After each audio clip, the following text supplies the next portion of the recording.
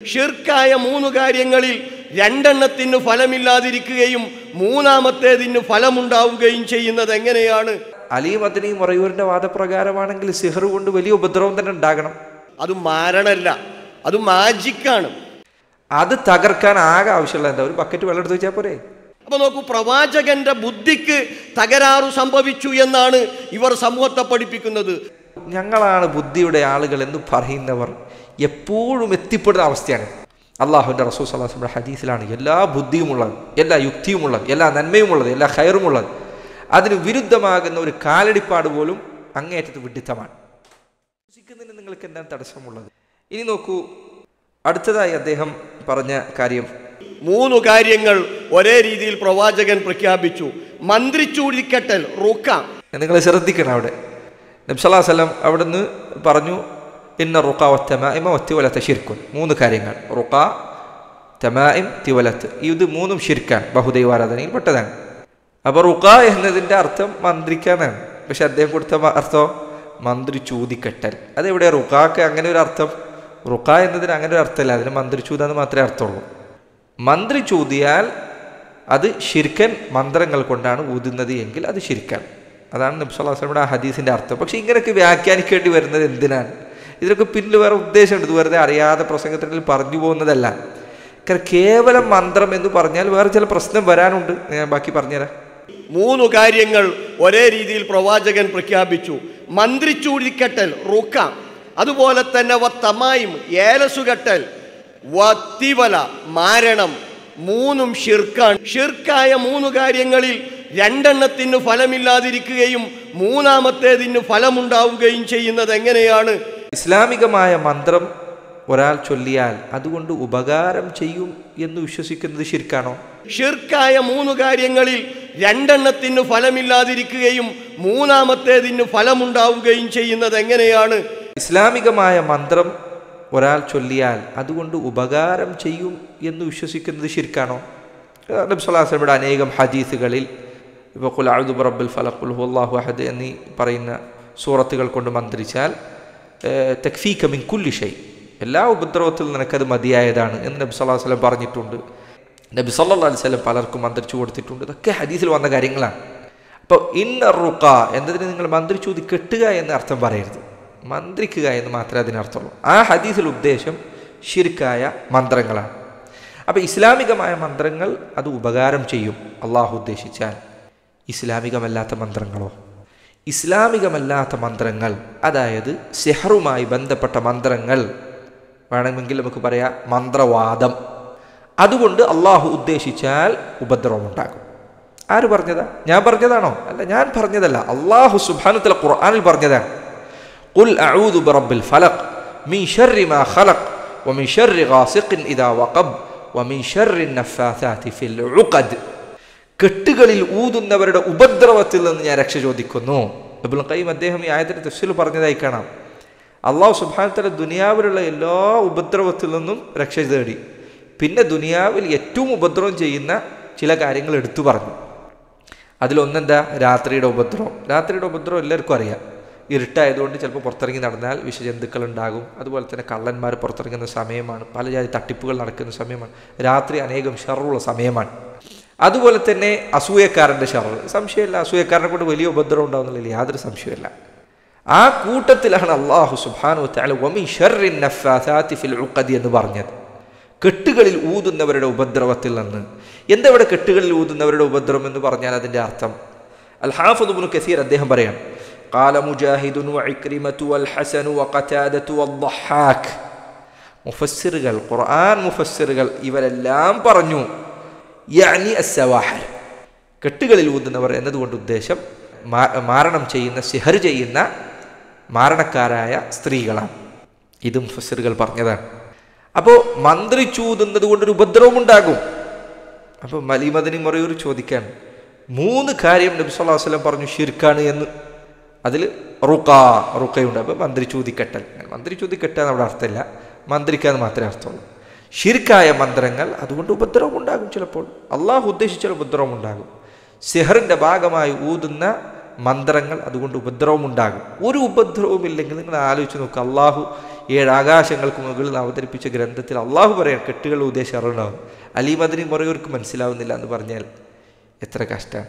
ഇപ്പം നിങ്ങൾ ഹദീസോട് ഖുർആനെതിരാ ഇപ്പോൾ പറഞ്ഞത്. നിങ്ങളുടെ വാദപ്രകാരം യഥാർത്ഥത്തിൽ ഖുർആനും ഹദീസും വിരുദ്ധമാകുന്നില്ല. റസൂലുള്ളാഹി സ്വല്ലല്ലാഹു അലൈഹി വസല്ലം പറഞ്ഞത് ശിർക്കായ മന്ത്രങ്ങൾ അത് ശിർക്കാണ്. ഇനി അദ്ദേഹം അതിൻ്റെ തുടർച്ചയായി പറയുന്ന മറ്റൊരു കാര്യം നോക്കൂ. ഷിർക്കായ 3 കാര്യങ്ങളിൽ 2 ഫലമില്ലാതിരിക്കുകയും 3-ാമത്തേതിന് ഫലമുണ്ടാവുകയും ചെയ്യുന്നത് എങ്ങനെയാണ്? ഉറുക്ക് കിട്ടിയാൽ അതുകൊണ്ടൊരു ഉപദ്രവം ഉണ്ടാവില്ല എന്ന് മുജാഹിദുകളെല്ലാം അംഗീകരിക്കും. പിന്നെ സിഹറിന് മാത്രം എങ്ങനെ ഉപദ്രവം ഉണ്ടാകും? ഒന്നാമത്തെ കാര്യം, അള്ളാഹുവിൻ്റെ റസൂൽ സ്വല്ലല്ലാഹു അലൈഹി വസല്ലം ഒരു ഹദീസിൽ ഒരു 3 കാര്യം ഒരുമിച്ച് പറഞ്ഞു എന്നുള്ളത് കൊണ്ട് ആ 3ഉം എല്ലാ കാര്യത്തിലും ഒരുപോലെയാണ് എന്ന് അതിന് അർത്ഥമൊന്നുമില്ല. 3 കാര്യം ഒരേ സ്ഥലത്ത് പറഞ്ഞാൽ അതിൻ്റെ അർത്ഥം ആ 3 കാര്യം എല്ലാ രൂപത്തിലും ഒരുപോലെയാണെന്ന് അതിന് അർത്ഥമുണ്ടോ? ഇല്ല, അങ്ങനെ അർത്ഥമില്ല. ആ 3 കാര്യം ശിർക്കാണെന്ന് നബി സ്വല്ലല്ലാഹു അലൈഹി വസല്ലം പറഞ്ഞിട്ടുള്ളൂ. അല്ലാതെ ആ 3 കാര്യവും ഉപദ്രവം ചെയ്യില്ല, ഉപകാരം ചെയ്യില്ല എന്ന് പറഞ്ഞാൽ ഹദീസിൽ എവിടെയില്ല. അത് അലി മദനി മറയൂർ സ്വയം പറഞ്ഞതാണ്. മാത്രമല്ല, അലി മദനി മറയൂരിൻ്റെ വാദപ്രകാരമാണെങ്കിൽ സിഹർ കൊണ്ട് വലിയ ഉപദ്രവം തന്നെ ഉണ്ടാകണം. 7 വൻപാപങ്ങൾ എന്ന് പറയുന്ന ഹദീസില്ലേ? നബി സല്ലല്ലാഹു അലൈഹി വസല്ലം പറഞ്ഞു, ഇജ്തനിബു സബ്അൽ മുബിഖാത്ത്, 7 വൻപാപങ്ങൾ നിങ്ങൾ ഉപേക്ഷിക്കണം. ഒന്നാമത്തെ കാര്യം ഏതാ? ശിർക്ക്. രണ്ടാമത്തെ കാര്യം ഏതാ? സിഹർ. മൂന്നാമത്തെ കാര്യം ഏതാ? വഖത്ലുൻ നഫ്സി ബിഗൈരി ഹഖ്ഖിൻ, ഒരു മനുഷ്യനെ അന്യായമായി കൊലപ്പെടുത്തുക. കൊലപാതകം കൊണ്ടൊരു ഉപദ്രവം ഉണ്ടാവില്ല എന്ന് അലി മദനി മറയൂർ പറയുമോ? ഒരിക്കലും പറയില്ലല്ലോ. അതുപോലെ അതിൽ പിന്നെ പലിശ പറഞ്ഞിട്ടുണ്ട്, മറ്റു പല കാര്യങ്ങളും അതൊക്കെ ഉപദ്രവമുള്ള കാര്യമാണ്. അലി മദനി മറയൂരിൻ്റെ വാദപ്രകാരമാണെങ്കിൽ നേരെ തിരിച്ചും പറയാലോ, ഇത്രയും ഉപദ്രവമുള്ള കാര്യം, അങ്ങനെയാണ് പറയാൻ കൂടുതൽ അർഹതയുള്ളത്. ഇത്രയും ഉപദ്രവമുള്ള കാര്യങ്ങൾ പറഞ്ഞ കൂട്ടത്തിൽ സിഹർ പറഞ്ഞു. അപ്പോൾ സിഹറിന് ഒരു ഉപദ്രവം ഇല്ലെങ്കിൽ പിന്നെ എങ്ങനെയാ അത് അവിടെ പറയാ എന്നല്ലേ ചോദിക്കേണ്ടത്. അപ്പോൾ 3 കാര്യം ഒരേ ഹദീസിൽ പറഞ്ഞതുകൊണ്ട് എല്ലാ അർത്ഥത്തിലും ആ 3 കാര്യവും ഒരുപോലെയാണ് എന്ന് പറയുന്നത് ബുദ്ധിയല്ല. ആ പറഞ്ഞ ബുദ്ധി നേരെ തിരിച്ചുപയോഗിച്ചു കഴിഞ്ഞാൽ നിങ്ങൾ സിഹർ ഉണ്ട് എന്ന് ഉറപ്പായും അംഗീകരിക്കേണ്ടി വരും. മാത്രമല്ല, കൊലപാതകത്തിനേക്കാൾ മുൻപാണ് അള്ളാഹുവിൻ്റെ റസൂൽ സ്വല്ലല്ലാഹു അലൈഹി വസല്ലം സിഹർ പറഞ്ഞത്. അപ്പോൾ കൊലപാതകത്തെക്കാൾ ഗുരുതരമാണ് സിഹർ എന്നുകൂടി ഇത് മനസ്സിലാക്കാൻ സാധിക്കും. അപ്പോൾ ഇതാണ് അവനവൻ്റെ തോന്നലുകൾക്കനുസരിച്ച് അങ്ങോട്ടും ഇങ്ങോട്ടും വ്യാഖ്യാനിക്കാൻ തുടങ്ങിയാൽ അവിടെ ഇവിടെ വേറെ ഹദീസുകളൊക്കെ ഉണ്ടാവും. അപ്പോൾ ഇതെല്ലാം കൂടി ഒപ്പിച്ചു കൊണ്ടുപോകാൻ പറ്റില്ല. അപ്പോൾ അതുകൊണ്ട് ഏറ്റവും നല്ലത് റസൂൽ പറഞ്ഞ സല്ലല്ലാഹു അലൈഹി വസല്ലം പറഞ്ഞ കാര്യം അംഗീകരിക്കുക എന്നുള്ളതാണ്. അതാകുമ്പോൾ മനസ്സമാധാനം ഉണ്ടാവും, അതിന് യോജിപ്പുണ്ടാവും. നമ്മുടെ സ്വന്തം ബുദ്ധി പോലെയല്ല, അത് അള്ളാഹു അവതരിപ്പിച്ചതാണ്, അതിൽ വൈരുദ്ധ്യമുണ്ടാവില്ല. പക്ഷേ അലി മദനി മറയൂരിൻ്റെ ബുദ്ധിയും എൻ്റെ ബുദ്ധിയും വേറെയുള്ള ആൾക്കാരുടെ ബുദ്ധിയും ഒക്കെ തെറ്റാൻ സാധ്യതയുണ്ട്. പക്ഷേ ഖുർആനും ഹദീസും തെറ്റുപറ്റില്ല. അതിന് എപ്പോഴും ശരി മാത്രമേ അതിലുണ്ടാവുകയുള്ളൂ. ഇനി അദ്ദേഹം പറഞ്ഞു നോക്കൂ, നിങ്ങൾ മുഫസ്സിറുകൾ ചില സ്വാധീനങ്ങളൊക്കെ തോന്നലുകളൊക്കെ അതിനുണ്ടാക്കാൻ കഴിയുമെന്ന് പറയാറുണ്ട്. പക്ഷെ അവരൊക്കെ തെളിവായി ഉദ്ധരിച്ചത് അവസാനം വരെ ആ ഭാഗം വായിച്ചാൽ കാണാം മൂസ അലൈഹിസ്സലാമയുടെ ചരിത്രത്തിൽ പറഞ്ഞ സിഹറാണത്. അത് മാരണല്ല, അത് മാജിക്കാണ്. മുഫസ്സിറുകൾ എല്ലാവരും സിഹർ ഉണ്ടാവുന്നുള്ളതിന് തെളിവായിട്ട് ആകെ പറഞ്ഞൊരു സംഭവം അലി മദനി മറയൂർ കണ്ടത് മൂസാ നബിൻ്റെ സംഭവമാണ്. യഥാർത്ഥത്തിൽ അങ്ങനെയല്ല.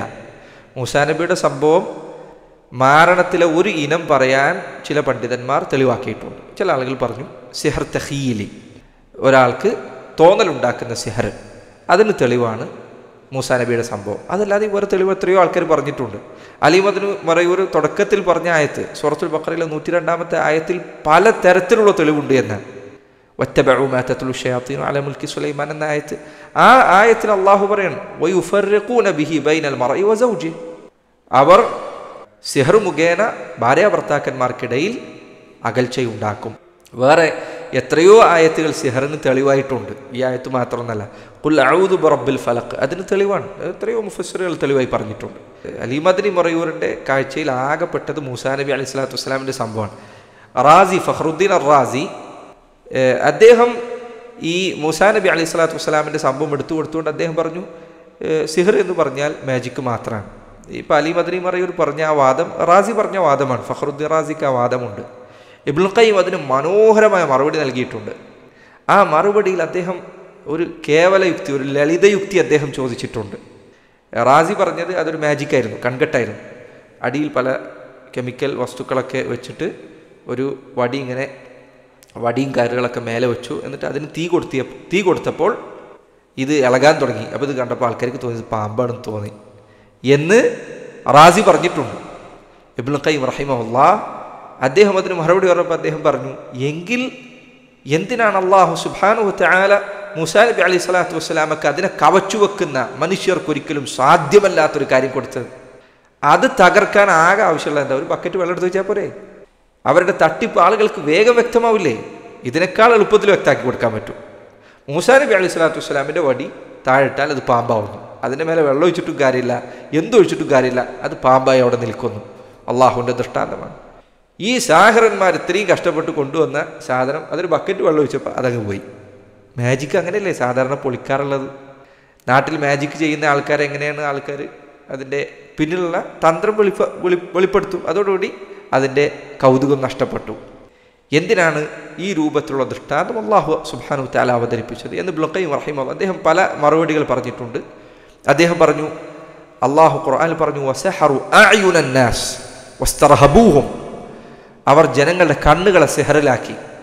അപ്പോൾ കണ്ണുകളെ സിഹറിലകപ്പെടുത്താൻ കഴിയുമെങ്കിൽ അതിന് മുന്നിൽ നടക്കുന്ന ഒരു കാര്യം മറ്റൊന്നായി തോന്നിപ്പിക്കാൻ സാധിക്കുമെങ്കിൽ സിഹർ കൊണ്ട് മറ്റു ഉപദ്രവങ്ങൾ എന്തുകൊണ്ട് സാധിച്ചുകൂടാ? കണ്ണിനെ സ്വാധീനിക്കാൻ സിഹറിന് കഴിയുമെങ്കിൽ മറ്റ് അവയവങ്ങളെ എന്തുകൊണ്ട് സ്വാധീനിച്ചുകൂടാ? അതുപോലെ തന്നെ ഇബ്നുൽ ഖയ്യിം തന്നെ അദ്ദേഹം പറഞ്ഞ വിശദമായ മറുപടികൾ അദ്ദേഹത്തിന് ബദാഇൽ ഫവായിദിൽ കാണാം, മറ്റു പല ഗ്രന്ഥങ്ങളിൽ കാണാം. അദ്ദേഹം പറഞ്ഞ മറ്റൊരു മറുപടി അല്ലാഹു സുബ്ഹാനഹു തആല അവരുടെ സിഹറിനെ കുറിച്ച് പറഞ്ഞത് വജാഉ ബിസിഹ്റിൻ അദീം എന്നാണ്. കേവലം കൺകെട്ട് വിദ്യയെക്കുറിച്ച് എങ്ങനെയാണ് അല്ലാഹു സുബ്ഹാനഹു തആല പറയുക? അവർ ബിസിഹ്റിൻ അദീം, വളരെ വലിയ ഒരു മാരണവുമായിട്ടാണ് അവർ വന്നെത്തിയത് എന്നെങ്ങനെയാണ് പറയുക? അവർ കേവലം ഒരു കൺകെട്ടിന് അങ്ങനെ പറയേണ്ട കാര്യമില്ലല്ലോ. അതുപോലെ തന്നെ മൂസാ നബി അലൈഹി സ്വലാത്തു വസ്സലാം പേടിച്ചു എന്നാണ്. ഒരു മാജിക്കാണ് ഇവിടെ നടക്കാൻ പോകുന്നത് എന്ന് അറിയുന്ന ഒരാൾ എന്തിനാണ് പേടിക്കുന്നത്? മൂസാ നബി അലൈഹി സ്വലാത്തു വസ്സലാമൊക്കെ അറിയണമല്ലോ ഇത് സിഹർ എന്ന് പറഞ്ഞാൽ കേവലം മാജിക്കാണ്. അപ്പോൾ ഇവരിപ്പോൾ എന്തായാലും കാണിക്കുന്ന മാജിക്ക്, ഞാനെതിന് പേടിക്കണം? അദ്ദേഹം പേടിച്ചു എന്നാണ്. അല്ലാഹു സുബ്ഹാനഹു തആല അദ്ദേഹത്തോട് പറഞ്ഞു എന്നാണ്, പേടിക്കരുത് എന്ന് പറഞ്ഞു എന്നാണ്. പിന്നെ അദ്ദേഹം പേടിച്ചത്. അപ്പോൾ സിഹറിന് യാതൊരു യാഥാർത്ഥ്യവുമില്ല എന്ന ഈ വാദം മൂസാ നബി അലൈഹി സ്വലാത്തു വസ്സലാമിൻ്റെ ആ സംഭവത്തിൽ നിന്ന് പോലും കിട്ടുകയില്ല. അതിൽ പോലും ഈ പറഞ്ഞതിന് ഘടകവിരുദ്ധമായ കാര്യമാണ് മനസ്സിലാക്കാൻ സാധിക്കുക. പിന്നെ അടുത്തതായി അദ്ദേഹം നബി സല്ലല്ലാഹു അലൈഹി വസല്ലമക്ക് സിഹർ ബാധിച്ച ഹദീസിനെയാണ് നിഷേധിക്കുന്നത്. അദ്ദേഹം പറയുന്നു, നോക്കൂ, സിഹിറിനെ കുറിച്ച് പറയുമ്പോൾ ഇവർ പ്രഖ്യാപിക്കാറുള്ളത് പ്രവാചകന് പോലും മാരണം ബാധിച്ചിട്ടുണ്ട് എന്നാണ്. പ്രവാചകനു മാരണം ബാധിച്ചിട്ടുണ്ട് എന്ന വാദം പ്രവാചകന്റെ കാലഘട്ടത്തിലെ ശത്രുക്കളാണ് പ്രവാചകനെതിരെ ഉന്നയിച്ചത് എന്ന് സൂറത്തു ഇസ്രായിലെ 47-48 വചനങ്ങളിലും സൂറത്തു ഫുർഖാനിലെ 8-9 വചനങ്ങളിലും അള്ളാഹു കൃത്യമായി രേഖപ്പെടുത്തിയിട്ടുണ്ട്. യഥാർത്ഥത്തിൽ ആ ആയത്തിൽ തന്നെ അലി മദ്നി മറയൂർക്കുള്ള മറുപടി എഴുത്തുന്നുണ്ട്. ആ ആയത്തിൽ സൂറത്തുൽ ഫുർഖാനിൽ അല്ലാഹു സുബ്ഹാനഹു വതആല ഈ സംഭവം പറഞ്ഞു തുടങ്ങുന്നത് ഇങ്ങനെയാണ്: വഖാലു മാലി ഹാദ റസൂൽ യഅകുലു അത്ത്വാം വയംശി ഫിൽ അസ്വാഖ്. അവർ അല്ലാഹുവിൻ്റെ റസൂൽ സല്ലല്ലാഹു അലൈഹി വസല്ലമയെ കുറിച്ച് പറഞ്ഞു, ഇതെന്തൊരു റസൂലാണ്, അദ്ദേഹം ചെയ്യുന്ന കാര്യം എന്താണ്? യഅകുലു അത്ത്വാം, അദ്ദേഹം ഭക്ഷണം കഴിക്കുന്നു, വയംശി ഫിൽ അസ്വാഖ്, അങ്ങാടികളിലൂടെ നടക്കുന്നു. അപ്പം നാളെ ഇനി അലി മദ്നി മറയൂർ വന്നിട്ട് പറയുമോ അള്ളാഹിൻ്റെ റസൂൽ ഭക്ഷണമൊന്നും കഴിച്ചിരുന്നില്ല? മുശ്രിക്കുകൾ പറഞ്ഞിരുന്നതാണല്ലോ അത്. അതുപോലെ തന്നെ വയംശി ഫിൽ അസ്വാഖ്, അങ്ങാടികൾ നടന്നിരുന്നു. നബി സല്ലല്ലാഹു അലൈഹി വസല്ലം അങ്ങാടിയിലൊന്നും നടക്കാറുണ്ടായിരുന്നില്ല എന്ന് ഇനി അലി മദ്നി മറയൂർ പറയുമോ? മുൻഗാമികളെ പല പണ്ഡിതന്മാർ പറഞ്ഞേക്കാണ്, ഏത് ആയത്തുകൾ ബിദ്അത്തുകാർ തങ്ങളുടെ പഴച്ചവാദത്തിന് തെളിവായി പറഞ്ഞു ആ ആയത്തിൽ തന്നെ അതിന് മറുപടി ഉണ്ടാവും. എന്നിട്ട് അല്ലാഹു സുബ്ഹാനഹു വതആല ആ ആയത്തിൽ തൊട്ട് ശേഷമുള്ള ആയത്തിലാണ് അല്ലാഹു പറയുന്നത്, വഖാല അദ്ദാലിമൂന ഇൻ തത്തബിഊന ഇല്ലാ റജുലൻ മസ്ഹൂറ. വാലിമീങ്ങൾ, അതിക്രമികളായ ആളുകൾ പറഞ്ഞു, നിങ്ങൾ പിൻപറ്റുന്നത് മസ്ഹൂറായ, മാരണം ചെയ്യപ്പെട്ട, മാരണത്തിലകപ്പെട്ട ഒരു മനുഷ്യനെയാണ് നിങ്ങൾ പിൻപറ്റുന്നത് എന്ന് അതിക്രമികൾ പറഞ്ഞു. മുശ്രിക്കുകൾ പറഞ്ഞത് എന്താണ്? അള്ളാഹുവിൻ്റെ റസൂൽ സല്ലല്ലാഹു അലൈഹി വസല്ലം ഈ പറയുന്ന ഖുർആനും അവിടുന്ന് ഈ പറഞ്ഞു കൊണ്ടിരിക്കുന്ന ആദർശവും ഇതൊക്കെ ഒരു സിഹറിൻ്റെ ഭാഗമാണ്, ഇതൊരു മാരണത്തിൻ്റെ ഭാഗമാണ്. ആ അർത്ഥത്തിലാണ് നബി സല്ലല്ലാഹു അലൈഹി വസല്ലമയെ അവർ മസ്ഹൂർ എന്ന് പറഞ്ഞത്. നിങ്ങൾ ദുനിയാവിൽ മുഴുവൻ അന്വേഷിക്കുക, ഏതെങ്കിലും ഒരു മുസ്ലിമായ ഒരാൾ അയാൾ പറയാം നബി സല്ലല്ലാഹു അലൈഹി വസല്ലം സിഹർ ബാധിച്ചിട്ട് അവിടുന്ന് ദീനിൻ്റെ വിഷയങ്ങളിൽ എന്തെങ്കിലും ഒരു കാര്യം സംസാരിച്ച് അബദ്ധം പിടഞ്ഞിട്ടുണ്ട് എന്ന് പറയുന്ന ഏതെങ്കിലും ഒരു മുസ്ലിമിനെ നിങ്ങൾ കാണിച്ചു തരും. മുസ്ലിമീങ്ങൾ എല്ലാവരും പറയുന്നു അള്ളാഹുവിൻ്റെ റസൂൽ സല്ലല്ലാഹു അലൈഹി വസല്ലം അവിടുത്തെ ദീനിൻ്റെ കാര്യത്തിൽ അവിടുന്ന് മാസൂമായിരുന്നു, അവിടുന്ന് പാപസുരക്ഷിതരാണ്, ദീനുമായി ബന്ധപ്പെട്ട കാര്യത്തിൽ അവിടത്തേക്ക് അബദ്ധം പെടുകയില്ല. എന്നാൽ സിഹർ ബാധിക്കുക എന്നതൊരു ഭൗതികമായ കാര്യമാണ്. അത് ബാധിച്ചതുകൊണ്ട് അവിടുത്തെ ദീനിയായ മതപരമായ ഒരു കാര്യത്തിനും യാതൊരു കോട്ടവും സംഭവിച്ചിട്ടില്ല. അങ്ങനെ പറയാത്ത മുസ്ലിമായ ഒരു മനുഷ്യനുമില്ല എന്ന് അലി മദ്നി മറയൂർക്ക് അറിയാഞ്ഞിട്ടല്ല. പക്ഷേ ആളുകളെ തെറ്റിദ്ധരിപ്പിക്കാൻ വേണ്ടിയാണ് ഈ രൂപത്തിൽ സംസാരിക്കുന്നത്. അപ്പം അള്ളാഹുവിൻ്റെ റസൂൽ സല്ലല്ലാഹു അലൈഹി വസല്ലം അവിടത്തെക്കുറിച്ച് മുശ്രിക്കുകൾ ആരോപിച്ചതിൻ്റെ രൂപം വേറെയാണ്. നബി സല്ലല്ലാഹു അലൈഹി വസല്ലമക്ക് സിഹ്റ് ബാധിച്ചിട്ടുണ്ട് എന്ന് ഹദീസുകളിൽ വന്നത് വേറെ അർത്ഥത്തിലാണ്. അവർ പറഞ്ഞത് സിഹറിൻ്റെ അടിസ്ഥാനത്തിലാണ് ദീൻ പറയുന്നത് എന്നാണ്. എന്നാൽ നബി സല്ലല്ലാഹു അലൈഹി വസല്ലമക്ക് സിഹ്റ് ബാധിച്ചു എന്ന് മുസ്ലിമീങ്ങൾ പറയുന്നത് അവിടുന്ന് മനുഷ്യനായിരുന്നു, അവിടത്തേക്ക് മറ്റ് അസുഖങ്ങൾ ബാധിക്കുന്ന പോലെ സിഹർ ബാധിച്ചിട്ടുണ്ട്. അതൊരു ഭൗതികമായ ഉപദ്രവമാണ്, അത് അവിടുത്തെ ദീനിനെ ബാധിച്ചിട്ടില്ല. എന്നിട്ട് അദ്ദേഹം പിന്നീട് ഈ പ്രസംഗത്തിൻ്റെ അവസാനത്തോട് അടുക്കുമ്പോൾ അദ്ദേഹം പറഞ്ഞ ഒരു കാര്യം നിങ്ങൾ കേട്ടു നോക്കൂ. ഇനി പ്രവാചകന്റെ ബുദ്ധിക്ക് തകരാറ് സംഭവിച്ചു എന്നാണ്, മാരണം ബാധിച്ചു എന്ന് പറയുന്ന റിപ്പോർട്ടിലൂടെ സമൂഹത്തെ ഇവർ പഠിപ്പിക്കുന്നത്. പലപ്പോഴും ചില മുസ്ലിയാക്കാർ വെല്ലുവിളിക്കാറുണ്ട്, അങ്ങനെ എവിടെയാണ് ഹദീസിൽ പറഞ്ഞത് എന്ന്. ബുഖാരി റിപ്പോർട്ട് ചെയ്ത 5763 നമ്പർ ഹദീസ്, അതിൽ ഇപ്രകാരം കാണാം: യുഖയ്യലു ഇലൈഹി അന്നഹു യഫ്അലു ശൈഅ വമാ ഫഅലഹു. പ്രവാചകന് തോന്നി ഞാനൊരു കാര്യം ചെയ്തിട്ടുണ്ട് എന്ന്, പക്ഷെ അദ്ദേഹം അത് ചെയ്തിരിക്കുകയില്ല. ഈ പറഞ്ഞ വാക്കിന് ശേഷം അദ്ദേഹം ഇതിൻ്റെ വ്യത്യസ്ത റിവായത്തുകൾ പറയുന്നുണ്ട്. യുഖയ്യലു ഇലൈഹി അന്നഹു സനഅ ശൈഅൻ. ആ ഭാഗം ഞാൻ ഒഴിവാക്കിയിട്ടുണ്ട്, കാരണം ഹദീസിൻ്റെ വ്യത്യസ്ത റിവായത്ത് ഒരേ കാര്യം തന്നെയാണ് അവിടെ പറയുന്നത്. അപ്പൊ നോക്കൂ, പ്രവാചകന്റെ ബുദ്ധിക്ക് തകരാറ് സംഭവിച്ചു എന്നാണ് ഇവർ സമൂഹത്തെ പഠിപ്പിക്കുന്നത്. തീർത്തും ഇസ്ലാമിക വിരുദ്ധമാണ്, അന്ധവിശ്വാസമാണ്. നിങ്ങൾ ഒന്നുകൂടി ശ്രദ്ധിക്കുക, ആ ഹദീസിൽ എന്താ ഉള്ളത്? അലി മദനി മറയൂർ തന്നെ അത് പറയട്ടെ. യുഖയ്യലു ഇലൈഹി അന്നഹു യഫ്അലു ശൈഅ വമാ ഫഅലഹു. പ്രവാചകന് തോന്നി ഞാനൊരു കാര്യം ചെയ്തിട്ടുണ്ട് എന്ന്, പക്ഷെ അദ്ദേഹം അത് ചെയ്തിരിക്കുകയില്ല. അപ്പൊ നോക്കൂ, പ്രവാചകന്റെ ബുദ്ധിക്ക് തകരാറ് സംഭവിച്ചു എന്നാണ് ഇവർ സമൂഹത്തെ പഠിപ്പിക്കുന്നത്. എന്താ അലി മദനി മറയൂർ പറഞ്ഞത്? നബി സല്ലല്ലാഹു അലൈഹി വസല്ലമക്ക് സിഹർ കൊണ്ട് ബുദ്ധിക്ക് തകരാറ് സംഭവിച്ചു എന്ന് ഹദീസിലുണ്ട്. എന്നിട്ട് എന്താ തെളിവ്? യുഖയ്യലു ഇലൈഹി അന്നഹു സനഅ ശൈഅൻ ഫമാ സനഅഹു. അവിടത്തേക്ക് ഒരു കാര്യം ചെയ്തു എന്ന് തോന്നും, പക്ഷെ ചെയ്തിട്ടുണ്ടാവില്ല. ഞാൻ ചോദിക്കട്ടെ, ഇത്രയും കാലം ജീവിച്ചതിനിടയ്ക്ക് അലി മദനി മറയൂർക്ക് ഒരു കാര്യം ചെയ്തു എന്ന് തോന്നിയിട്ട് പിന്നെ അത് ചെയ്തില്ല എന്ന് തോന്നിയ സംഭവം ഇതുവരെ ഉണ്ടായിട്ടില്ല. ഞാൻ വുളു എടുത്തിരുന്നോ, എൻ്റെ വുളു പോയോ, സംശയം തോന്നാറില്ലേ? അപ്പോൾ അലി മദനി മറയൂർക്ക് അങ്ങനെ സംശയം തോന്നുന്നത് എൻ്റെ ബുദ്ധിക്ക് എന്തോ തകരാറുണ്ട്, മാനസിക ആശുപത്രി കാണിക്കട്ടെ എന്നാണോ പറയാറുള്ളത്? എന്തൊരു വിഡ്ഢിത്തമാണ് ഈ പറയുന്നത്. ഒരാൾക്കൊരു കാര്യം ചെയ്തു എന്ന് തോന്നി അത് ചെയ്തിട്ടുണ്ടാവില്ല, അല്ലെങ്കിൽ ഒരു ചെയ്യാത്ത കാര്യം ചെയ്തു എന്ന് തോന്നി അതൊരാളെ ബുദ്ധിക്ക് തകരാറാണെന്ന് എവിടെ നിന്നാണ് നിങ്ങൾക്ക് കിട്ടിയത്? അത്ഭുതകരമായ കാര്യം, ഉലമാക്കൾ ഇമാം ആസൂരി റഹിമഹുല്ലാഹ്, ഞാൻ അറബി ഇബാറത്തുകൾ വായിക്കുന്നില്ല, അദ്ദേഹം നബി സല്ലല്ലാഹു അലൈഹി വസല്ലമയുടെ ഹദീസിൽ വന്ന ഈ ഭാഗം പറഞ്ഞുകൊണ്ടാണ് അവർ പറഞ്ഞത് അള്ളാഹുവിൻ്റെ റസൂൽ സിഹർ ബാധിച്ചപ്പോൾ ആകെ ഉണ്ടായത് അവിടത്തേക്ക് ചില കാര്യം ചെയ്തു എന്ന് തോന്നും, അത് ചെയ്തിട്ടുണ്ടാവില്ല.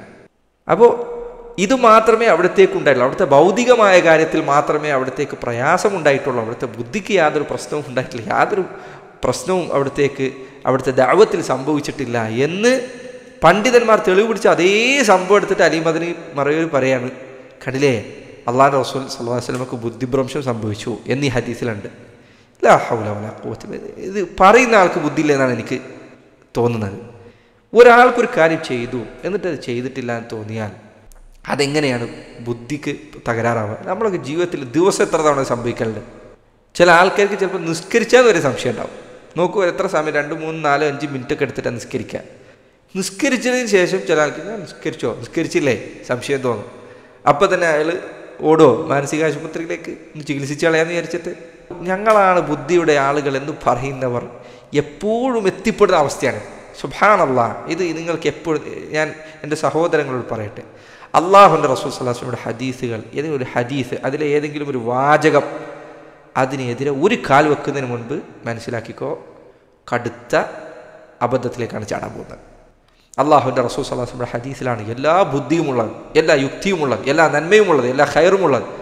അതിന് വിരുദ്ധമാകുന്ന ഒരു കാലടിപ്പാട് പോലും അങ്ങേയറ്റത്ത് വിഡ്ഢിത്തമാണ്.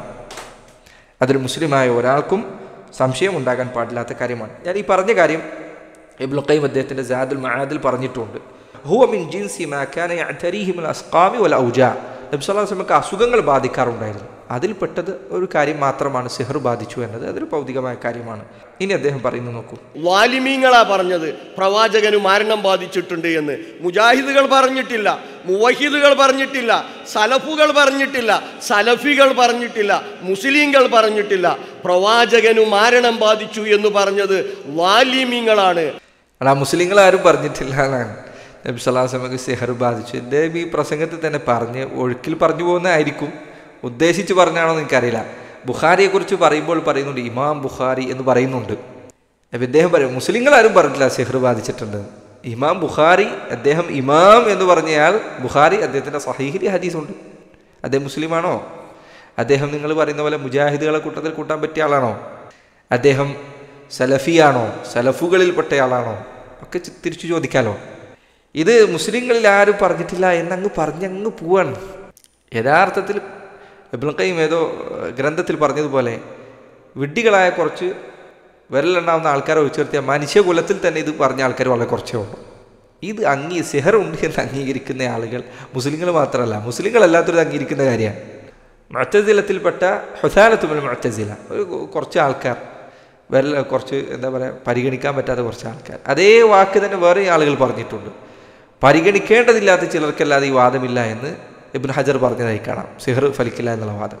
എന്നിട്ട് അലി മദനി മൊറയൂർ വന്ന് പറയാണ് മുസ്ലിങ്ങളാരും പറഞ്ഞിട്ടില്ല. അപ്പോൾ ബുഖാരി ആരാ? മുസ്ലിമാണോ? അതല്ല നിങ്ങളെ കൂട്ടത്തിൽ ചില ആളുകൾ പറയുന്ന പോലെ ജൂതചാരനാണോ? നഊദു ബില്ലാഹി മിൻ ദാലിക്. ബുഖാരി മാത്രമാണോ? നിങ്ങൾ ഹദീസ് തൊടാൻ നിങ്ങൾക്ക് പറ്റില്ല. കാരണം ഹദീസിൻ്റെ ഗ്രന്ഥങ്ങൾ എടുത്തു നോക്കിയാൽ അല്ലെ, കുതുബുസിത്ത അല്ലെങ്കിൽ സിഹാഹുസിത്ത എന്ന് ചിലർ പറയാറുള്ള 6 ഗ്രന്ഥങ്ങൾ എൻ്റെ ചെറിയൊരു പരിശോധനയിൽ അബൂദാവൂദും തിർമിദിയും ഒഴിച്ചു നിർത്തിയാൽ, അബൂദാവൂദ് തിർമിദിയിൽ വേറെ റിവായത്ത് വന്നിട്ടുണ്ടോ എനിക്കറിയില്ല, എൻ്റെ ചെറിയ പരിശോധനയിൽ ഞാൻ പറയാം, ഇമാം ബുഖാരി ഉദ്ധരിച്ചിട്ടുണ്ട്, ഇമാം മുസ്ലിം ഉദ്ധരിച്ചിട്ടുണ്ട്, ഇബ്നു മാജ ഉദ്ധരിച്ചിട്ടുണ്ട്, നസായി ഉദ്ധരിച്ചിട്ടുണ്ട്. അബൂദാവൂദും തിർമിദിയുമാണ് എൻ്റെ പരിശോധനയിൽ, ചെറിയൊരു പരിശോധനയിൽ ഉദ്ധരിക്കാത്തതായി കണ്ടത്.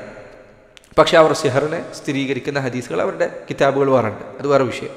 നബി സല്ലല്ലാഹു അലൈഹി വസല്ലമക്ക് സിഹർ ബാധിച്ചു എന്ന ഹദീസ് അദ്ദേഹം പറഞ്ഞത് വാലിമീങ്ങൾ പറഞ്ഞതാണ്, മുസ്ലിങ്ങളാരും പറഞ്ഞിട്ടില്ല എന്നാണ്. ഇവരൊക്കെ പറഞ്ഞിട്ടുണ്ട്. ഇനി അവരെ മാത്രം നിർത്തേണ്ട. അൽ മുസ്തദ്രക്ക് എഴുതിയ ഹാക്കിം പറഞ്ഞിട്ടുണ്ട്, തബറാനി പറഞ്ഞിട്ടുണ്ട്, തബറാനി കിതാബിലുണ്ട്, ബൈഹഖി പറഞ്ഞിട്ടുണ്ട്, അതുപോലെ തന്നെ ബസാർ, മുസ്നദുൽ ബസാർ പറഞ്ഞിട്ടുണ്ട്. ഇങ്ങനെ ഹദീസിൻ്റെ ഗ്രന്ഥങ്ങളായ ഹദീസിൻ്റെ ഗ്രന്ഥങ്ങളൊക്കെ എടുത്തു നോക്കിയാൽ ഇതിലൊക്കെ ഹദീസുണ്ട്. ഇവർക്കൊക്കെ വാദമുണ്ട്, ആകെ ഇല്ലാത്തത് നിങ്ങൾക്ക് മാത്രമാണ്. പിന്നെ അദ്ദേഹം ഖബറുൽ വാഹിദ് എന്ന ഹദീസിൻ്റെ ഭാഗത്തെക്കുറിച്ച് ഒരു കാര്യം കൂടി പറഞ്ഞ് നമുക്ക് അവസാനിപ്പിക്കാം. ഒരു ഖബറു വാഹിദായിട്ടുള്ള റിപ്പോർട്ടിലൂടെയാണ് പ്രവാചകനു മാരണം ബാധിച്ചു എന്ന വിശ്വാസം സമൂഹത്തിൻ്റെ മുമ്പിൽ ഇവർ സ്ഥാപിക്കുന്നത്. എന്നാൽ ഇമാം ബുഖാരി തന്നെ തൻ്റെ സ്വഹീഹിൽ രേഖപ്പെടുത്തിയിട്ടുള്ളത് കിതാബു അഖ്ബാറുൽ അഹാദ് എന്ന് പറയുന്ന ആ ബാബിൽ കിതാബിൽ അദ്ദേഹം രേഖപ്പെടുത്തിയിട്ടുള്ളത് ബാബു മാ ജാഅ ഫി ഇജാസത്തി ഖബറിൽ വാഹിദി സദൂഖ് ഫിൽ അദാനി വസ്സലാത്തി. അദ്ദേഹം പറയുന്നത് ഖബർ അഹാദായ ഹദീസ് വിശ്വാസത്തിന് കൊള്ളില്ല. ആര് പറഞ്ഞിട്ടുണ്ട്? ബുഖാരി അദ്ദേഹത്തിൻ്റെ സ്വഹീൽ പറഞ്ഞിട്ടുണ്ട്. എന്നിട്ട് അതേ ബുഖാരി തന്നെ സ്വഹീഉൽ ബുഖാരിയിൽ നബി സല്ലല്ലാഹു അലൈഹി വസല്ലമക്ക് സിഹർ ബാധിച്ചെന്ന ഹദീസും കൊടുത്തിട്ടുണ്ട്. എനിക്ക് മനസ്സിലാവില്ല അലി മദനി മൊറയൂർ പറഞ്ഞ് എന്താണ് സ്ഥാപിക്കാൻ ശ്രമിക്കുന്നത് എന്ന്. ഇൻഷാ അല്ലാഹ് ഈ പറഞ്ഞതിന് തുടർച്ചയുണ്ട്, കുറച്ച് കാര്യങ്ങൾ കൂടി പറയണമെന്നുണ്ട്. ഞാൻ ഇന്ന് സിഹറുമായി ബന്ധപ്പെട്ട വിഷയം മാത്രം സംസാരിക്കാമെന്നാണ് വിചാരിച്ചത്. അദ്ദേഹത്തിൻ്റെ ആ പ്രസംഗത്തിൻ്റെ തുടർച്ചയിൽ അദ്ദേഹം ജിന്നുബാധയുമായി ബന്ധപ്പെട്ട ചില വിഷയങ്ങൾ കൂടി സംസാരിച്ചിട്ടുണ്ട്. ഞാൻ ഈ സംസാരം അവസാനിപ്പിക്കുന്നതിന് മുൻപ് ചില ആളുകൾ ചോദിച്ചേക്കാം, ഒരാൾ സിഹർ ഫലിക്കുന്നു എന്നോ ഫലിക്കുന്നില്ല എന്നോ ഒക്കെ വിശ്വസിക്കട്ടെ, നിങ്ങൾക്ക് എന്താണ് ഇത്ര വാശി അത് വിശ്വസിക്കണം, ഇതുകൊണ്ട് ഒരു ഉപദ്രവം ഉണ്ടാകുമെന്ന് വിശ്വസിക്കണമെന്ന് എന്താണ് ഇത്ര വാശി എന്ന് ചില ആളുകൾ ചോദിക്കാറുണ്ട്. സഹോദര, അള്ളാഹുവിൻ്റെ കിതാബിൽ ഒരു കാര്യം വന്നാൽ അതൊരു ഹർഫാണ് എങ്കിൽ പോലും നീ അത് കേട്ട് കഴിഞ്ഞാൽ വിശ്വസിക്കൽ നിൻ്റെ മേൽ നിർബന്ധമാണ്. അത് ഈമാനിൽപ്പെട്ടതാണ്. സൂറത്തുൽ ബഖറ എങ്ങനെയാണ് തുടങ്ങിയത്? അലിഫ് ലാം മീം ദാലിക്കൽ കിതാബ് ലാ റൈബ ഫീഹി ഹുദൽ ലിൽ മുത്തഖീൻ അല്ലദീന യുഅ്മിനൂന ബിൽ ഗൈബ്. അവർ ഗൈബിൽ വിശ്വസിക്കുന്നവരാണ്. ഗൈബിൽ വിശ്വസിക്കുക എന്നുള്ളത് ഈമാനിൻ്റെ അടിത്തറയാണ്. അള്ളാഹു ഒരു കാര്യം പറഞ്ഞാൽ വിശ്വസിക്കുക. നിനക്കത് ചിലപ്പോൾ അതിൻ്റെ പൂർണ്ണമായ യാഥാർത്ഥ്യം ചിലപ്പോൾ മനസ്സിലായിക്കൊള്ളണമെന്നില്ല. കാരണം നിൻ്റെ ബുദ്ധി അതിന് മാത്രമേ ഉള്ളൂ. നീ എല്ലാം അറിയുന്ന മഹാബുദ്ധിമാനാണോ? അല്ല, അള്ളാഹുവാണ് പറയുന്നത്, അവൻ്റെ റസൂലാണ് ഈ പറയുന്നത് സല്ലല്ലാഹു അലൈഹി വസല്ലം. അത് നിൻ്റെ ബുദ്ധിക്ക് ചിലപ്പോൾ ഉൾക്കൊള്ളാൻ കഴിയാത്തൊരു കാര്യം വന്നാൽ നിൻ്റെ ബുദ്ധിയുടെ കുറവാണെന്ന് മനസ്സിലാക്കിയാൽ പോരെ. അള്ളാഹുവിനും അവൻ്റെ റസൂലിന് നീ മറുപടി പറയാൻ പാടുണ്ടോ? അത്തുഅല്ലിമൂന അല്ലാഹ ബിദീനിക്കും. അള്ളാഹുവിനെ നിങ്ങളുടെ ദീനിനെക്കുറിച്ച് അങ്ങോട്ട് പഠിപ്പിക്കുകയാണോ? അതുപോലെ തന്നെ യഹൂദന്മാരെക്കുറിച്ച് അള്ളാഹു ഖുർആൻ പറഞ്ഞ ഒരു കാര്യമുണ്ട്, അത് അലി മദനി മൊറയൂർ ശ്രദ്ധിക്കേണ്ട കാര്യമാണ്. യുഅ്മിനൂന ബിബഅദിൽ കിതാബി വയക്ഫുറൂന ബിബഅദ്. അവർ ചിലത് വിശ്വസിക്കുകയും ചിലത് തള്ളിക്കളയുകയും ചെയ്യും. അത് പാടില്ല, ഇത് ജൂതരുടെ സ്വഭാവമാണ്. അള്ളാഹു പറഞ്ഞതെല്ലാം വിശ്വസിക്കണം. ആമന റസൂൽ ബിമാ ഉൻസില ഇലൈഹി റബ്ബിഹി വൽ മുഅ്മിനൂൻ. അള്ളാഹുവിൽ നിന്ന് അവതരിപ്പിക്കപ്പെട്ടതിലൊക്കെ അവർ വിശ്വസിച്ചിട്ടുണ്ട്. അള്ളാഹിൻ്റെ റസൂലും വിശ്വസിച്ചിട്ടുണ്ട്, മുഅ്മിനീങ്ങൾ വിശ്വസിച്ചിട്ടുണ്ട്. അതുകൊണ്ട് സഹോദരങ്ങളെ, അലി മദനി മൊറയൂരിനോട് പറയട്ടെ, സഹോദരങ്ങൾ, നിങ്ങളുടെ ഈ സംസാരിക്കാനുള്ള കഴിവും ഇതൊക്കെ തൗഹീദിന് വേണ്ടി ഉപയോഗപ്പെടുത്തുക, ഖുർആനും സുന്നത്തിനു വേണ്ടി ഉപയോഗപ്പെടുത്തുക. നിങ്ങളുടെ ബുദ്ധികൾക്ക് തോന്നിയ കാര്യങ്ങൾ അതിനു വേണ്ടിയല്ല. നിങ്ങളുടെ ബുദ്ധിയല്ല ഇസ്ലാം. ഇസ്ലാമിന് നിങ്ങളുടെ ബുദ്ധി നിങ്ങൾ കൊണ്ടുപോയി സമർപ്പിക്കാനല്ലാതെ നിങ്ങളുടെ ബുദ്ധിക്ക് ഇസ്ലാമിനെ സമർപ്പിക്കാൻ നോക്കരുത്. ബുദ്ധിക്ക് പരിമിതിയുള്ള സ്ഥലത്ത് അതിനെ ഉപയോഗിക്കാതിരിക്കുക എന്നതാണ് ബുദ്ധി. അതൊരു കേവല ബുദ്ധിയാണത്. ഇബ്നുൽ ഖയ്യിം അദ്ദേഹം അസ്സവാഇഖുൽ മുർസല എന്ന ഗ്രന്ഥത്തിൽ പറഞ്ഞതുപോലെ അള്ളാഹുവിൻ്റെ റസൂൽ സല്ലല്ലാഹു അലൈഹി വസല്ലം അവിടുത്തെ ഹദീസുകളോട് ഒരു ഡോക്ടറോട് മനുഷ്യർ കാണിക്കുന്ന മര്യാദയെങ്കിലും നിങ്ങൾ കാണിച്ചാൽ മതി. ഒരു ഡോക്ടറുടെ അടുത്ത് ചികിത്സിക്കാൻ പോയാൽ ഡോക്ടർ പറയും, മരുന്ന് ഭക്ഷണത്തിന് മുന്നേ ഇത്ര കഴിക്കണം, ശേഷം ഇത്ര കഴിക്കണം എന്നൊക്കെ പറയും. ഏതെങ്കിലും ബുദ്ധിയുള്ള മനുഷ്യൻ അതെന്താ ഭക്ഷണത്തിന് മുൻപ് മാത്രം, എന്താ ഭക്ഷണത്തിന് ശേഷം കഴിച്ചാൽ, എന്താ ഭക്ഷണത്തിൽ കുഴച്ച് കഴിച്ചാൽ, എന്തുകൊണ്ട് ഈ മരുന്ന് 2 തന്നെ ഒരു 3-4 ഒരുമിച്ച് കഴിച്ചൂടെ എന്നൊക്കെ ആരെങ്കിലും ചോദിക്കാറുണ്ടോ? അയാൾ പറഞ്ഞാൽ അതുപോലെ കേൾക്കും, സമഅൻ വതാ, കേട്ടു അനുസരിച്ചു. അങ്ങനെയല്ല ഡോക്ടറോട് പെരുമാറാറുള്ളത്. എന്തുകൊണ്ടാണ് നിങ്ങളങ്ങനെ ഡോക്ടറോട് പെരുമാറുന്നത്? കാരണം നിങ്ങൾ അംഗീകരിക്കുന്നു ശരീരവുമായി ബന്ധപ്പെട്ട വിഷയങ്ങളിൽ എന്നെക്കാൾ ഇയാൾക്ക് അറിവുണ്ട്. അപ്പോൾ അയാൾ പറയുന്നത് ഞാൻ അംഗീകരിക്കണം. അതൊരു കേവല ബുദ്ധിയല്ലേ? അപ്പോൾ ആകാശഭൂമികളെ മുഴുവൻ പടച്ച അള്ളാഹു പറഞ്ഞൊരു കാര്യം എന്തുകൊണ്ട് നിങ്ങൾക്ക് അങ്ങനെ വിശ്വസിച്ചുകൂടാ? അത് ഈ രൂപത്തിൽ വിശ്വസിക്കാൻ എന്തുകൊണ്ടും അർഹമല്ലേ? അള്ളാഹു ഒരു കാര്യം പറഞ്ഞാൽ അത് വിശ്വസിക്കുക, നബി സല്ലല്ലാഹു അലൈഹി വസല്ലം ഒരു കാര്യം പറഞ്ഞാൽ വിശ്വസിക്കുക. ചിലപ്പോൾ അതിൻ്റെ പിന്നിലുള്ള കാര്യകാരണങ്ങൾ ചിലപ്പോൾ ഈ കാലഘട്ടത്തിൽ നമുക്ക് മനസ്സിലാവില്ല, ചിലപ്പോൾ കുറച്ച് കാലം കഴിഞ്ഞാൽ നമുക്ക് മനസ്സിലാവും. അവനവൻ്റെ ബുദ്ധിക്കൊരു കാര്യം ഉൾക്കൊള്ളാൻ കഴിയുന്നില്ല എന്നതുകൊണ്ട് അത് ബുദ്ധിക്ക് വിരുദ്ധമാവില്ല. അത് നിൻ്റെ ബുദ്ധിയുടെ കഴിവുകേടാണ്. ഏതെങ്കിലും ഒരാൾ, ഞാൻ ഇപ്പോൾ സ്കൂൾ പഠിക്കുന്ന കാലത്ത് എനിക്ക് ഏതെങ്കിലും വിഷയം പ്രയാസമായി എന്ന് വിചാരിക്കുക, ബയോളജി പഠിക്കാൻ കുറച്ച് ബുദ്ധിമുട്ടുണ്ട്. ബയോളജിയൊക്കെ പൊട്ടത്തരമാണ്, എനിക്കത് ബുദ്ധിക്ക് ഉൾക്കൊള്ളാൻ കഴിയുന്നില്ല എന്നാരെങ്കിലും പറയുമോ? നിൻ്റെ ബുദ്ധിക്ക് കുറവുണ്ടെന്നല്ലാതെ. മനുഷ്യനുണ്ടാക്കിയൊരു വിജ്ഞാനത്തിൻ്റെ കാര്യം ഇതാണ്. അപ്പോൾ അള്ളാഹുവിൽ നിന്ന് വന്നെത്തിയ വഹയിൻ്റെ കാര്യം എന്തായിരിക്കും? അതുകൊണ്ടാണ് ഉലമാക്കൾ പറഞ്ഞത് അശ്ശറഉ യഅതി ബിമുഹാറാത്തിൽ ഉഖൂൽ ലാ ബിമുഹാലാത്തിൽ ഉഖൂൽ. അള്ളാഹുവിൻ്റെ ദീനിൽ മനുഷ്യരുടെ ബുദ്ധിയെ അത്ഭുതപ്പെടുത്തുന്ന കാര്യങ്ങളുണ്ട്. അപ്പോൾ അത്ഭുതപ്പെടുത്തുന്ന കാര്യം കാണുമ്പോൾ ഇതൊന്നും എനിക്ക് പറ്റില്ല എന്ന് പറയും, വിഡ്ഢിത്തമാണ് ആ ചെയ്യുന്നത്. നിൻ്റെ ബുദ്ധിയെ വിസ്മയിപ്പിക്കുന്ന കാര്യങ്ങൾ ശരീഅത്തിലുണ്ട്. അപ്പോൾ അതിനെ നിഷേധിക്കുക എന്നതൊരു ബുദ്ധിയുള്ള മനുഷ്യന് യോജിച്ച കാര്യം. ഇൻഷാ അല്ലാഹ് ഈ പറഞ്ഞതിന് ചില തുടർച്ചകളുണ്ട്. ഈ സമ്മേളനത്തിൽ ഇവർ പ്രചരിപ്പിക്കാൻ ശ്രമിച്ച ഗുരുതരമായ അപകടകരമായ ചില വാദങ്ങളുണ്ട്. അത്തരം വാദങ്ങൾ ഇസ്ലാമിൽ നിന്ന് തന്നെ പുറത്തു പോകാൻ കാരണമാകുന്ന കാര്യങ്ങളാണ്. പലപ്പോഴും ഇവർ കഴിഞ്ഞുപോയ മുജാഹിദുകൾ അവരുടെ പിന്മുറാവകാശം വാദിക്കുകയാണ്. യഥാർത്ഥത്തിൽ 100 കൊല്ലം മുൻപ് മരിച്ചവരോ അതല്ലെങ്കിൽ 50 കൊല്ലം മുൻപ് മരിച്ചവരോ അവരിലേക്ക് ചേർത്തി പറയാൻ വേണ്ടിയല്ല നിങ്ങൾ മത്സരിക്കേണ്ടത്. മറിച്ച് അള്ളാഹുവിൻ്റെ റസൂൽ സല്ലല്ലാഹു അലൈഹി വസല്ലമയിലേക്കും സ്വഹാബത്തിലേക്കും ചേർത്തി പറയാനാണ്. അവരാണ് അള്ളാഹു അവതരിപ്പിച്ച ദീൻ ഏറ്റവും അറിയുന്നവർ. ഈ പറഞ്ഞതിൻ്റെ അർത്ഥം കഴിഞ്ഞുപോയ പണ്ഡിതന്മാർ അവർക്കാർക്കെങ്കിലും എന്തെങ്കിലും കുറവുണ്ടെന്നല്ല. ഈ കഴിഞ്ഞുപോയ തൗഹീദിനു വേണ്ടി പരിശ്രമിച്ച കെ മൗലവിയെ പോലെയുള്ളവർ റഹിമഹുല്ലാ, അതുപോലെ തന്നെ അമാനി മൗലവിയെ പോലെയുള്ളവർ റഹിമഹുല്ലാ, അതുപോലെ കെ പി മുഹമ്മദ് മൗലവി, അദ്ദേഹത്തിൻ്റെ ഗ്രന്ഥം അഖീദ പഠനത്തിൽ വളരെ ഉപകരിക്കുന്ന ഗ്രന്ഥങ്ങളിൽപ്പെട്ടതാണ്. കെ പി മുഹമ്മദ് മൗലവിയുടെ ഗ്രന്ഥം, ഇതിൻ്റെ വിശ്വാസം 1-ാം ഭാഗം എന്ന ഗ്രന്ഥം വളരെ ഉപകരിക്കുന്ന ഗ്രന്ഥങ്ങളിലൊന്നാണ്. അപ്പം അങ്ങനെ അതുപോലെ കുഞ്ഞീദ് മദനി റഹിമഹുല്ലാ, ഇവരോടൊക്കെയുള്ള ബന്ധവും ഇവരോടൊക്കെയുള്ള പിന്തുടർച്ചാവകാശവും വാദിക്കേണ്ടത് കേവലം സാങ്കേതികമായ സംഘടനാ പേരുകളിലൂടെയല്ല, മറിച്ച് അവർ പഠിപ്പിച്ച ആദർശം അത് ഖുർആനും സുന്നത്തിനു യോജിച്ചതാണെങ്കിൽ സ്വീകരിച്ചുകൊണ്ടാണ്. അവർ പറഞ്ഞ ആദർശങ്ങൾ ഏതെങ്കിലും ഒന്ന് ഖുർആനും ഹദീസും വിരുദ്ധമാണ് എന്ന് ബോധ്യപ്പെട്ടാൽ അത് അവർ പറഞ്ഞു എന്നതുകൊണ്ട് ഒരിക്കലും സ്വീകരിക്കേണ്ടതില്ല. ഇബ്നു തൈമിയ്യ റഹിമഹുല്ലാഹ് അദ്ദേഹത്തിൻ്റെ പ്രഗത്ഭനായ ശിഷ്യനായിരുന്നു ഇബ്നുൽ ഖയ്യിം. ഇബ്നുൽ ഖയ്യിം അദ്ദേഹം പറഞ്ഞതായി കാണാം, ഇബ്നു തൈമിയ്യത ഹബീബുല്ലന, ഇബ്നു തൈമിയ്യ നമുക്ക് പ്രിയങ്കരനാണ്, വൽ ഹഖ്ഖു അഹബ്ബു ഇലൈന, പക്ഷേ സത്യം ഇബ്നു തൈമിയ്യയേക്കാൾ നമുക്ക് പ്രിയങ്കരമാണ്. അതാണ് നമ്മുടെ കാര്യം. അതാണ് ഒരു യഥാർത്ഥ സലഫിയുടെ മാർഗം. അവന് ഏറ്റവും വലുത് സത്യമാണ്, ഹക്കാണ്. അതിനു മുൻപിൽ അവൻ വ്യക്തികൾ എത്ര വലുതായാലും കാനമൻകാൻ, എത്ര വലിയ ആളാണെങ്കിലും ഹക്കിന് വിരുദ്ധമായ ഒരു വാക്കാണ് അതിൽ വന്നിട്ടുള്ളത് എങ്കിൽ ഗഫറല്ലാഹു ലഹു, അള്ളാഹു അദ്ദേഹത്തിന് പുറത്തു കൊടുക്കട്ടെ, പക്ഷെ അദ്ദേഹത്തിന് പറ്റിയ അബദ്ധമാണ്. അത് അവർ തന്നെയാണ് നമ്മളെ പഠിപ്പിച്ചത്. ഇമാമിങ്ങൾ നമ്മെ പഠിപ്പിച്ച വഴിയാണത്. അത് അവരോടുള്ള അദബുകേടല്ല, അവരെ ബഹുമാനിച്ചുകൊണ്ട് ആദരിച്ചുകൊണ്ട് അവർക്കുള്ള വിജ്ഞാനത്തിൻ്റെ സമുദ്രസമാനമായ വിജ്ഞാനത്തെ അംഗീകരിച്ചുകൊണ്ട് തന്നെയാണ് നമ്മൾ പറയുന്നത് അവർ അബദ്ധത്തിൽ നിന്ന് മുക്തരല്ല. അത് അവർ തന്നെ പറഞ്ഞതാണ്, അവർ തന്നെ പിൽക്കാലക്കാരെ പഠിപ്പിച്ചതാണ്. അപ്പോൾ സഹോദരങ്ങളെ, ഈ കാര്യം നിങ്ങൾ ശ്രദ്ധിക്കണം. ഇൻഷാ അല്ലാ ജിന്നുബാധയുമായി ബന്ധപ്പെട്ട ചില കാര്യങ്ങൾ കൂടെ ഇത് സംസാരിച്ചിട്ടുണ്ട്. അത് ഇൻഷാ അല്ലാ അടുത്ത സംസാരങ്ങൾ നമ്മൾ അതിന് ചില വിശദീകരണം പറയാനുണ്ട്, അത് പറയുന്നതാണ്. ഈ സംസാരം ഞാനതിൻ്റെ അവസാനത്തിൽ അലി മദനി മറയൂരിനോട് എനിക്ക് പറയാനുള്ളത്, ഞാൻ നിങ്ങളെ വ്യക്തിപരമായി പ്രയാസപ്പെടുത്താനോ ഒന്നിനും വേണ്ടിയല്ല. ഹക്കാണ് നമുക്ക് വലുത്. അത് നിങ്ങൾക്ക് അംഗീകരിക്കാൻ സാധിച്ചാൽ അൽഹംദുലില്ലാ, എനിക്ക് അംഗീകരിക്കാൻ സാധിച്ചാൽ അൽഹംദുലില്ലാ. അതല്ലാതെ ഒരാളെ പരിഹസിക്കുക എന്നതോ ഒരാളെ കളിയാക്കുക എന്നതോ എൻ്റെ ഉദ്ദേശമായി മാറാൻ പാടില്ല. അങ്ങനെ എൻ്റെ ഉദ്ദേശം ആയിട്ടുണ്ടെങ്കിൽ അള്ളാഹു എനിക്ക് പുറത്തു നൽകുമാറാകട്ടെ. എനിക്കും നിങ്ങൾക്കും അള്ളാഹു സുബ്ഹാനഹു വതആല ഹക്കിൽ ഒരുമിക്കാൻ അള്ളാഹു തൗഫീഖ് നൽകുമാറാകട്ടെ. എന്നെയും നിങ്ങളെയും അള്ളാഹു സത്യത്തിലേക്ക് നയിക്കട്ടെ.